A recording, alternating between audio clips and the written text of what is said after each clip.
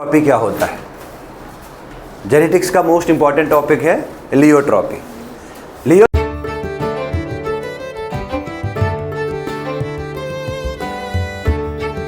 एक ऐसी कंडीशन होती है जहां पे एक सिंगल जीनोटाइप जो है वो एक से ज़्यादा फिनोटाइप्स को कंट्रोल करता है। हम ऐसा कह सकते हैं कि एक जीन जो है वो रिस्पॉन्सिबल है मोर देन वन फिनोटाइप। ठीक है, तो देखते हैं इसकी डेफिनेशन क्या है कि लियोट्रॉपी क्या है। ये एक ऐसी कंडीशन है जहां पे एक सिंगल जीनोटाइप जो है वो एक से ज़्यादा फिनोटाइप्स को कंट्रोल करता है। नेचर में हमें ऐसी एग्जांपल्स देखने को मिली है, हम एग्जांपल्स पे भी आएंगे। अब या हम इसको ऐसे भी कह सकते हैं लियोट्रॉपी को, it is the ability of a gene to have multiple phenotypic effect. ये एक जीन की ऐसी एबिलिटी है जो एक से ज़्यादा मल्टीपल फिनोटिपिक इफेक्ट शो करता है।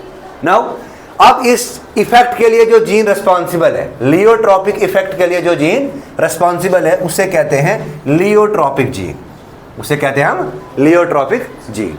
अब देखिए, अब ये हो सकता है जो ट्रेट है वो इफेक्टेड ज़्यादा हो या कम हो, उसके बेसिस पे हम लियोट्रॉपिक इफेक्ट को दो ब्रॉड कैटेगरी में डिवाइड कर सकते हैं।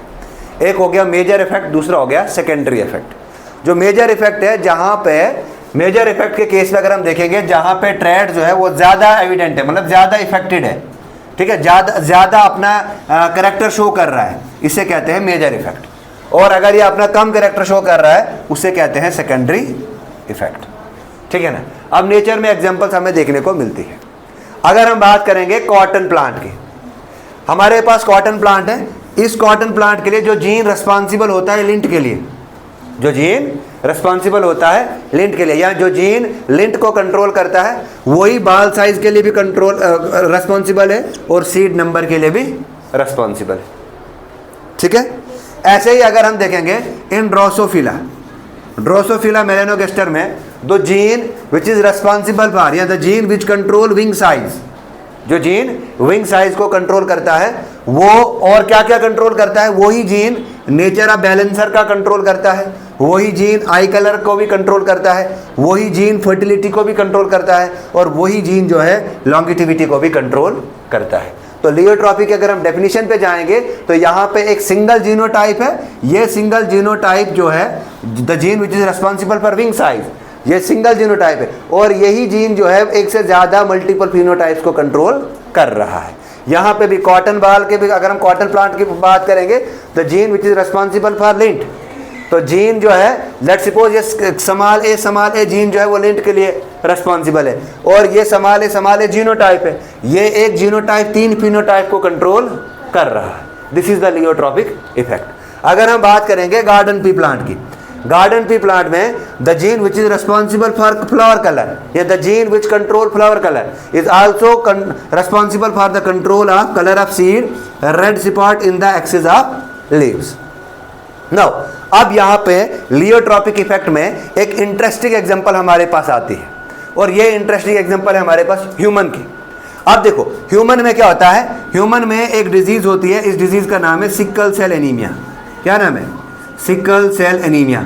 हमने कल भी डिस्कस किया था सिकल सेल एनीमिया को, कोडोमिनेंस के केस में किया था ना। कोडोमिनेंस के केस में हमने सिकल सेल एनीमिया को डिस्कस किया था। आज जरा और डिटेल में पढ़ेंगे सिकल सेल एनीमिया को। देखा, सिकल सेल एनीमिया ये होती है क्रोमोसोम नंबर 11 पे जब जीन में डिफेक्ट आएगा उसकी वजह से सिकल सेल एनीमिया होती है। होता क्या है, क्रोमोसोम नंबर 11 पे जो न्यूक्लियोटाइड सीक्वेंस है, उस न्यूक्लियोटाइड सीक्वेंस के 6th पोजीशन पे, उस न्यूक्लियोटाइड के 6th पोजीशन पे इम्यूनो एसिड चेंज होता है, इम्यूनो एसिड चेंज होता है। तो देखो ये लिखा मैंने, ये क्या होता है, यहाँ पे चेंज होता है immuno acid valine for glutamic acid. ठीक है ना। किस पोजीशन पे? 6 position of the beta chain of haemoglobin. तो हीमोग्लोबिन में 2 अल्फा चेन 2 बीटा चेन होती हैं।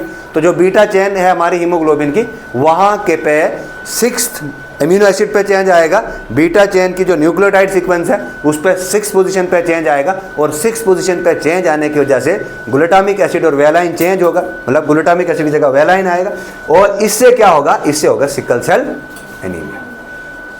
आई बात समझ। और ये सिकल सेल एनीमिया भी लियोट्रॉपी शो करता है। अब देखो उसके बाद नेक्स्ट आता है PKU. This PKU stands for phenyl ketone urea.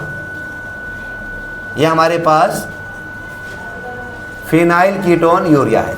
अब देखो ये क्या है, ये ऑटोसोमल रिसेसिव डिसऑर्डर है। ऑटोसोमल है और रिसेसिव है। रिसेसिव मतलब दोनों एलील्स इसमें होमोजाइगस रिसेसिव होंगे। ऑटोसोम पे होता है, सेक्स क्रोमोसोम पे नहीं होता है, ऑटोसोम पे होता है। ये रिसेसिव होते, दोनों एलील इसमें रिसेसिव है, तो डिसऑर्डर है ये। अब देखो इस ऑटोसोमल रिसेसिव, ये जीन जो है मेंटल रिटार्डेडनेस के लिए रिस्पॉन्सिबल होता है, और साथ साथ में ब्लू आई कलर के लिए भी ये रिस्पॉन्सिबल होता है, लाइट स्किन के लिए रिस्पॉन्सिबल होता है, और साथ साथ में PKU सिम्टम्स के लिए भी ये रिस्पॉन्सिबल होता है। अगर हम ऐसे ही बात करेंगे, नेक्स्ट हमारा आता है लिथाल जीन।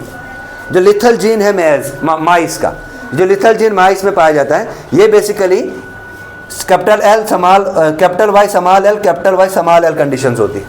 और जो लिथल जीन माइस के लिए है वो बेसिकली कोट कलर को कंट्रोल करता है, लेकिन यही लिथल जीन ओबेसिटी भी काज करता है, डायबिटीज़ भी काज करता है, और ट्यूमर फॉर्मेशन भी काज करता है। क्लियर है चीज़? ये छोटा सा टॉपिक था लियोट्रॉपी, क्वेश्चन बन सकता है, तैयार कर लेना। Thank you.